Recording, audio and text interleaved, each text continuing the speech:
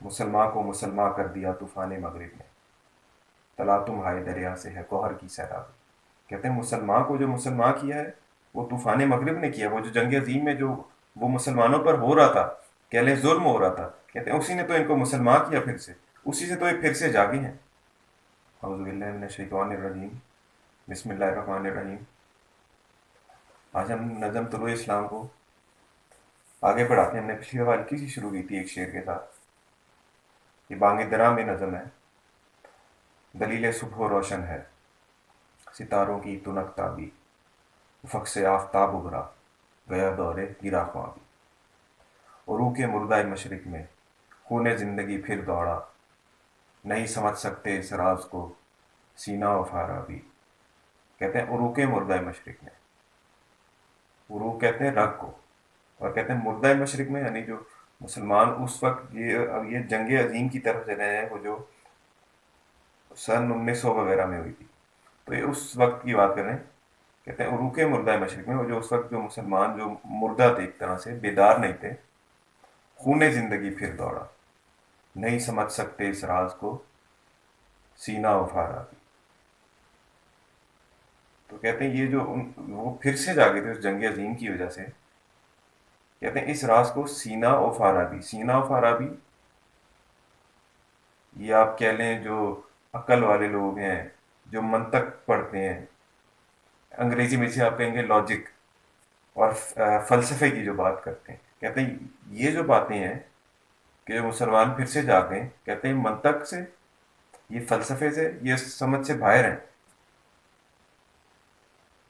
مسلمان کو مسلمان کر دیا طوفان مغرب نے، تلا تم ہائے دریا سے ہے گوہر کی سیراب۔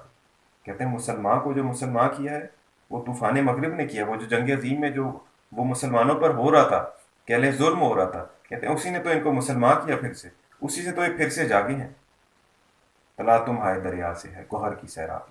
تلا تم ہائے دریا یعنی جو موجوں کی جو تھپیڑے لگتے ہیں، کہتے ہیں اس سے کیا ہے گوہر کی سیرابی، وہ جو موتی ہوتے ہیں نا سی پی کے اندر، کہتے ہیں اسی سے تو ان کی چمک دمک ہوتی ہے۔ تو یہاں پر گوہر سے مراد وہ مسلمان ہے، اور یہ جو ان کے اوپر جو کہہ لیں مشکل وقت آیا تھا اس جنگ عظیم کی وجہ سے، وہ جو آزمائشیں ہوئی تھی، تو تلا تمہاری دریا سے ہے گوہر کی سیرابی، کہتے ہیں اسی سے تو وہ چمک رہے تھے، اسی سے تو وہ ابھر کے آتے۔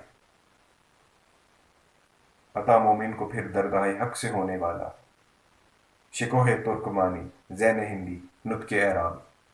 کہتے ہیں عطا مومن کو پھر سے درگاہ حق سے ہونے والا ہے، کہتے ہیں مومن کو پھر سے اللہ تعالیٰ کی طرف سے کیا عطا ہونے والا ہے؟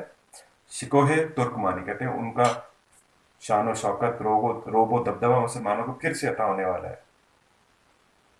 ذہن ہندی، ذہن ہندی یعنی جو ہندوستان یا جو بر صغیر کے لوگ ہیں ان کا ذہن بہت تیز ہوتا ہے، بڑے ذہین لوگ ہوتے ہیں، کہتے ہیں انہیں پھر سے وہ ملنے لگا ہے۔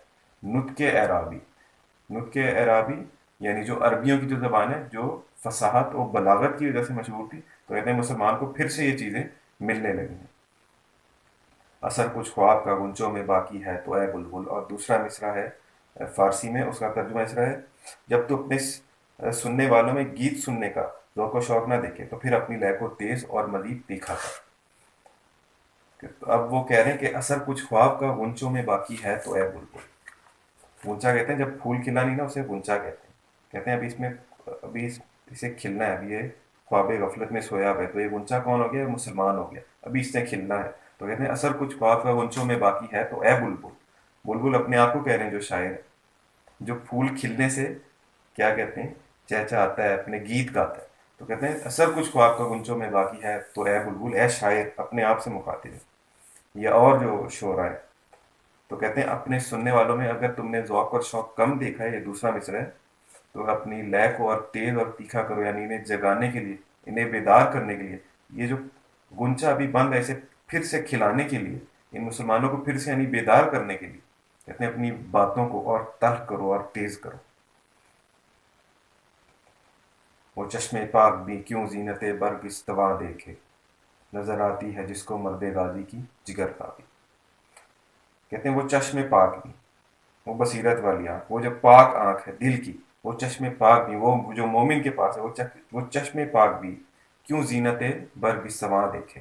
برگ سواں یہ جو گھوڑوں پر کہہ لیں ان کی جو زین ہوتی ہے، ان کی جو ان کا جو سامان ہوتا ہے، تو کہتے ہیں وہ چشم باغ میں یہ ظاہری چمک دمک، ظاہری شان و شوکت سے وہ کیوں دیکھے اس کی طرف، جس کو نظر آتی ہو مومن کی جگر تابی. جگر تابی کے دو مطلب ہوتے ہیں، کیا لے سکتے ہیں.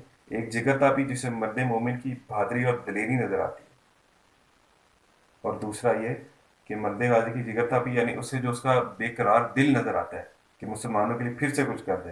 تو کہتے ہیں وہ اس طرف دنیا کی اسباب کی طرف نہیں دیکھتی. ضمیر لالہ میں روشن چراغ آرزو کر دے، چمن کے ذرے ذرے کو شہید جستجو کر دے.